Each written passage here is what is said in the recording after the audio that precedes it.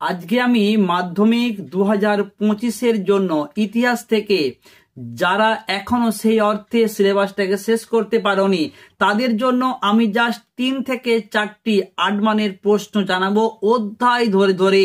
আশা করব তোমরা যদি এই 3-4টা প্রশ্ন তৈরি করে ফেলতে পারো এই কয়েকদিনের মধ্যে তুমি একটা 8 মানের শিওর কমন পাবে। আর অলরেডি যারা ইতিহাসটাকে শেষ করে ফেলেছো তাদের জন্য আমি অধ্যায় ধরে ধরে আরো কিছু এক্সট্রা প্রশ্ন জানাবো এবং তোমাদের বলবো অবশ্যই তোমরা ওই 3-4টি প্রশ্নের পাশাপাশি এই এক্সট্রা প্রশ্নগুলোও খুব ভালো করে একটু দায়িত্ব নিয়ে তৈরি করবে। আজকের ভিডিও তোমার যদি ভালো লাগে ভিডিওতে অবশ্যই একটা লাইক করতে অনুরোধ করব, আর চ্যানেলে নতুন হয়ে থাকলে চ্যানেলটাকে সাবস্ক্রাইব করে পাশের বেল আইকনটা প্রেস করে নোটিফিকেশনটা অল করে রেখো। চলে আসবো সরাসরি প্রশ্নতে। তোমাদেরকে প্রথমেই বলবো দ্বিতীয় অধ্যায় থেকে মোস্ট একটি ইম্পর্টেন্ট 8 মানের প্রশ্ন, সেটি হচ্ছে শিক্ষা বিস্তারে প্রাচ্য ও পাশ্চাত্যবাদী বিতর্ক কি? আধুনিক পাশ্চাত্য চিকিৎসা বিদ্যার প্রসারে কলকাতা মেডিকেল কলেজের ভূমিকা লেখো। ভীষণ গুরুত্বপূর্ণ প্রশ্ন দ্বিতীয় অধ্যায় থেকে একটি প্রশ্ন বললাম, আর এই অধ্যায়ের আরো তোমাদেরকে আমি এক্সট্রা রূপে 2টো প্রশ্ন জানাবো, একটু ভালো করে তৈরি করতে বলবো।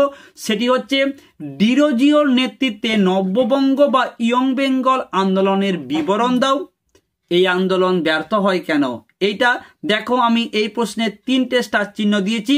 আর এর পাশাপাশি তোমাদের বলবো এই একটি প্রশ্ন যেটাকে আমরা টেস্ট পেপারেও বেশ কয়েকটি সেটেতে পেয়েছিলাম, সেটি হচ্ছে 19 শতকের বাংলায় সমাজ সংস্কার আন্দোলনে ব্রাহ্ম সমাজগুলির ভূমিকা কি ছিল।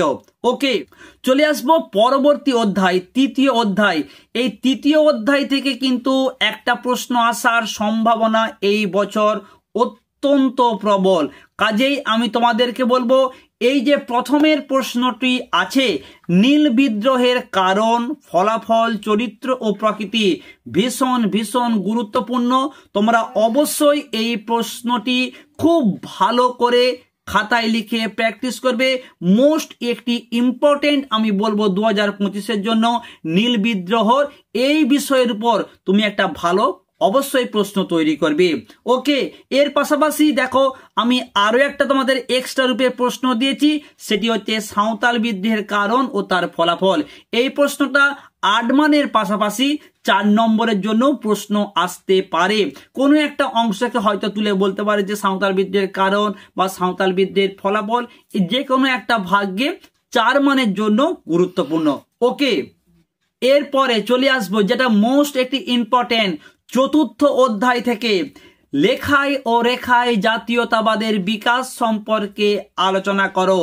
তোমাদেরকে বলবো যারা 2025-এর মাধ্যমিক পরীক্ষার্থী তোমরা কিন্তু জাস্ট ইতিহাসের জন্য 1-2টো প্রশ্ন তৈরি করে কোনোভাবেই পরীক্ষা দিতে যাবে না। তার কারণ আমরা কিন্তু প্রতি বছর দেখি ইতিহাসের প্রশ্ন বেশ ঘুরিয়ে ফিরিয়ে হয়।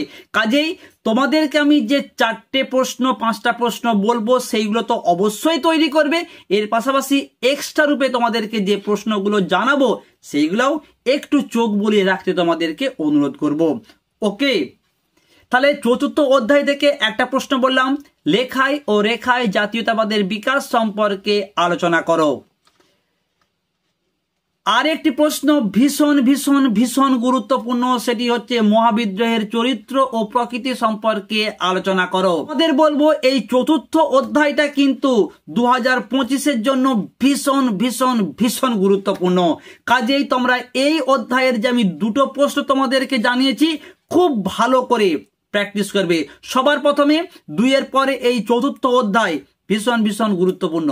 ওকে, চলে আসবো পঞ্চম অধ্যায়। এই অধ্যায় থেকে তোমরা প্রশ্ন করবে মানুষ ও প্রকৃতি শিক্ষা সমন্বয় বিষয়ে রবীন্দ্রনাথ ঠাকুরের চিন্তার সংক্ষিপ্ত পরিচয়।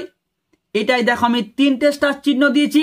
এর পাশাপাশি আর একটা প্রশ্ন আমি দিয়েছি যে উপনিবেশিক বাংলায় বিজ্ঞান ও কারিগরি শিক্ষার বিকাশ সম্পর্কে আলোচনা করো। দেখো আমি এই প্রশ্নটায় 5টা স্টার চিহ্ন দিয়েছি, এটাও কিন্তু গুরুত্বপূর্ণ প্রশ্ন একটি।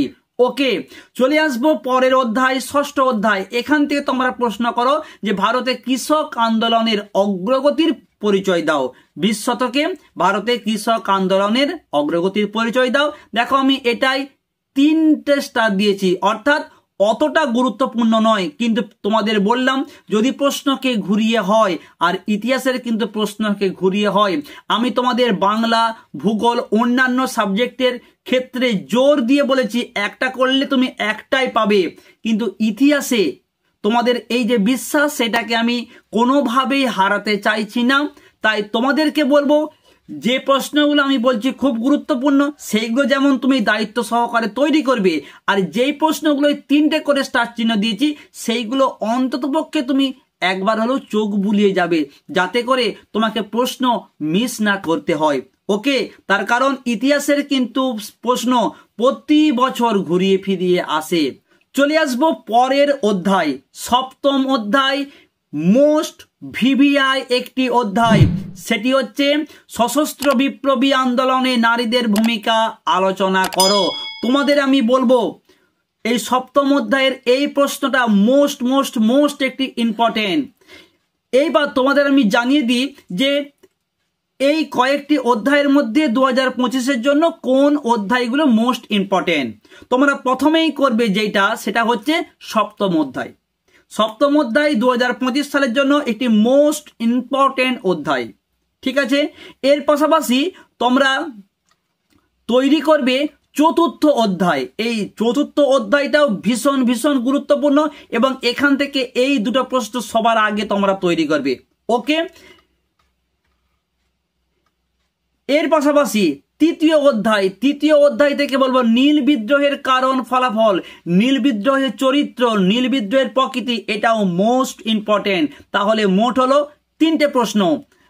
আর 2য় অধ্যায় থেকে প্রথমের প্রশ্নটা শিক্ষা বিস্তারে প্রাচ্য ও পাশ্চাত্যবাদী বিতর্ক কি, আধুনিক পাশ্চাত্য চিকিৎসা বিদ্যার প্রসারে কলকাতা মেডিকেল কলেজের ভূমিকা লেখো। এই 4-5টি প্রশ্ন তোমরা অবশ্যই তৈরি করবে।